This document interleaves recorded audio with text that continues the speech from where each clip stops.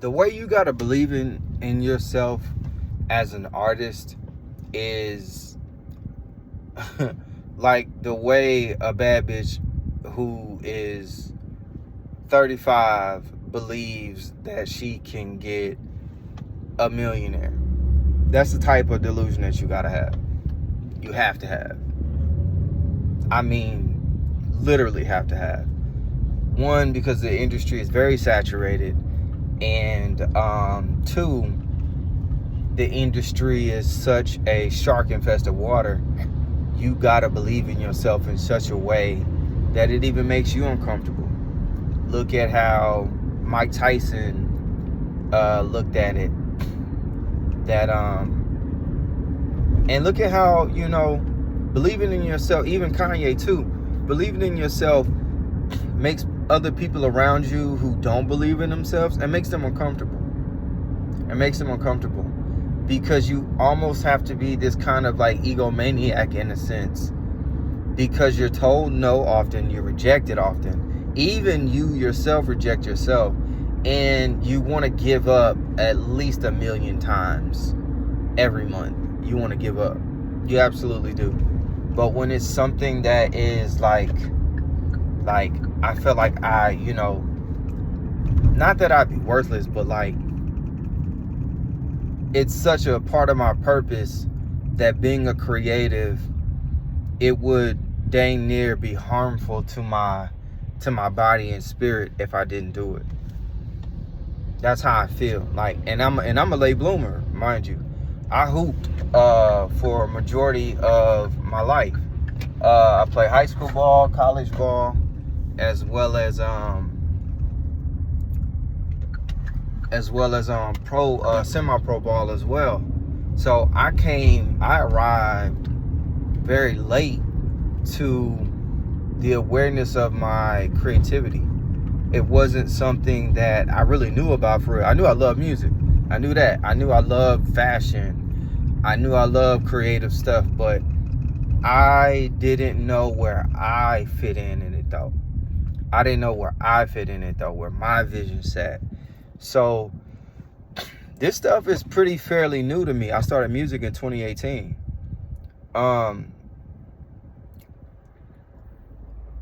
And seeing how much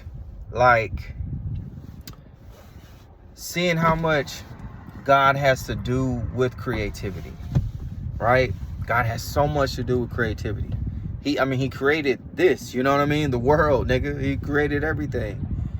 And for me growing up, my parents really more so told me that, like, get a job, you want to get an education, college and stuff like that. And I hooped.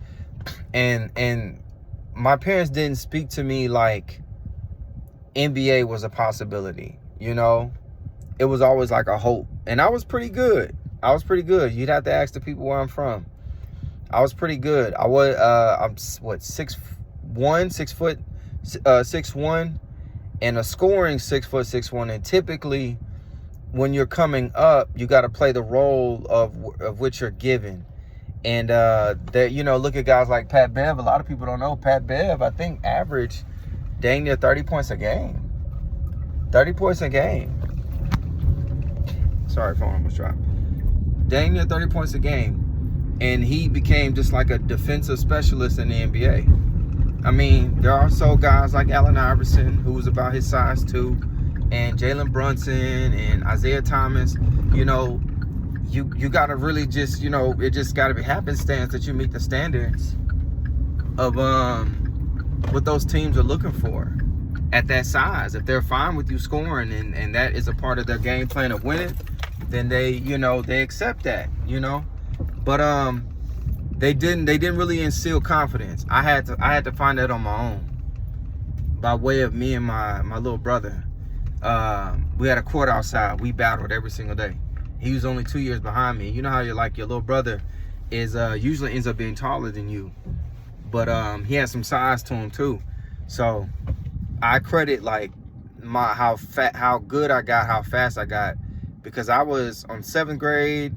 I was on a C team, failed every semester, never played. 8th grade, I never failed, and I was on the A team, and I started. So life is funny. Whatever happened that 7th grade summer coming into my 8th grade year was where I turned it all around. But anyway, I learned that basketball was something I was good at, and I had bad anxiety. I had bad ADD, and I didn't have a tribe around me to help me with any of those things. So continuing to pursue basketball was tough. Yeah, it was real tough. I wish we would have had cameras around and social media around the way we have it right now. I would definitely be at least a household name, at least in the state of Texas for sure. But I digress. Music was my calling. Like, creativity was my calling.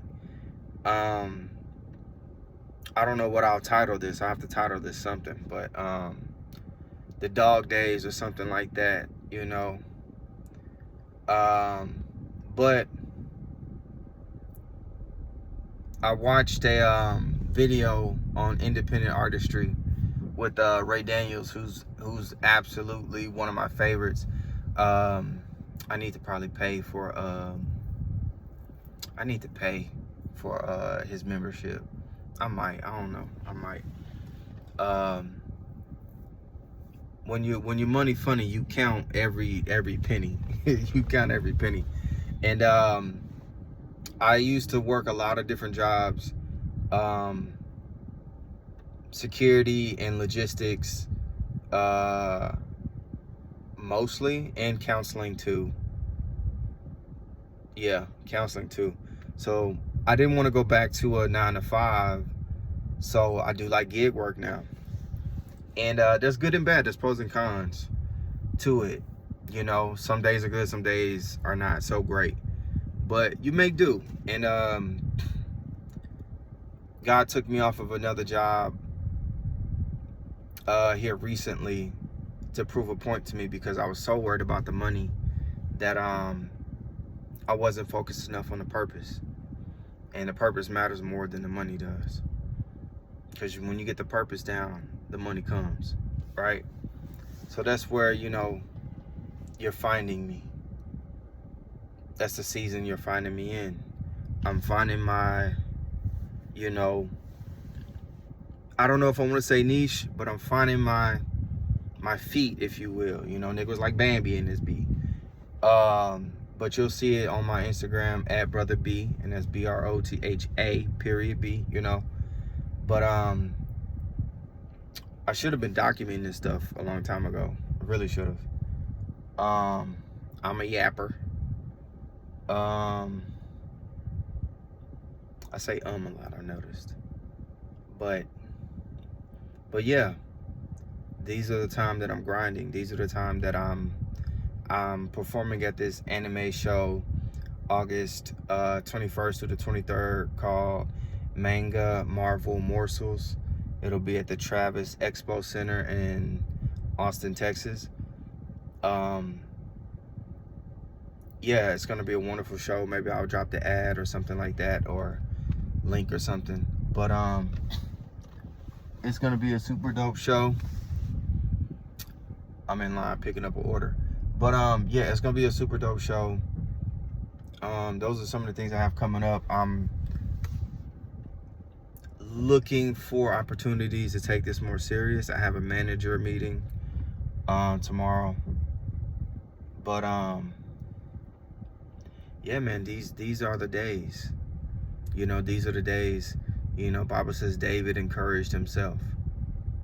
He encouraged himself. I'm watching Michael, right? Watching a lot of interviews from Michael's security guards and stuff about him and stuff. And it's like, man, the top was really lonely for bro. The top was really, really lonely. Like, when you get that successful. And it's a testament to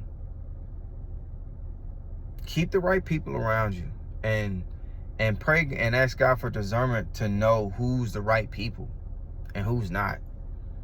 Because he did not have good people around him at all. Once his family was cut out, nigga, he did not have good people around him. at all. Sharks. Nothing but sharks. Vultures. You know? Waiting around for something to die for them to pick at it. So yeah. Yeah. Learning a lot. Those you don't know, I'm a film guy. I love film. Movies, documentaries, TV shows, you name it. But yeah. Yeah, man. I don't know how long this has been going, but I don't even know if I'm gonna really edit this for real. I'm gonna just let it rock.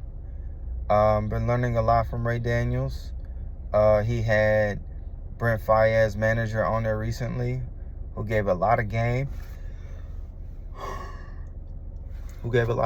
About the independent route. And it's hard work. It's hard work. You know what I'm saying? You putting your money where your mouth is, for real, literally.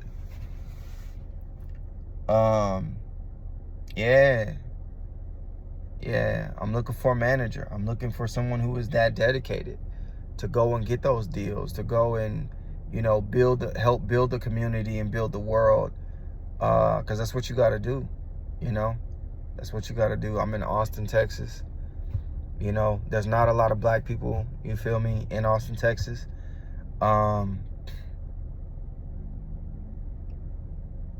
Yeah. But you got to market yourself. So what? There's not a lot of black people. Market yourself anyway. It ain't like white people don't like hip-hop anymore. So I don't really know what else to say. I plan to do some type of stream. I'm waiting to get. I moved, and I'm waiting on my couch. My couch isn't in yet. So you're waiting on a couple things, and I don't want to stream without it. Yeah, I don't want to stream without it. And I think eventually I'll go over to Kick. But for now, it's gonna be YouTube for now. We'll see what's cracking with it. But yeah, welcome to Late Nights with Brotha.B.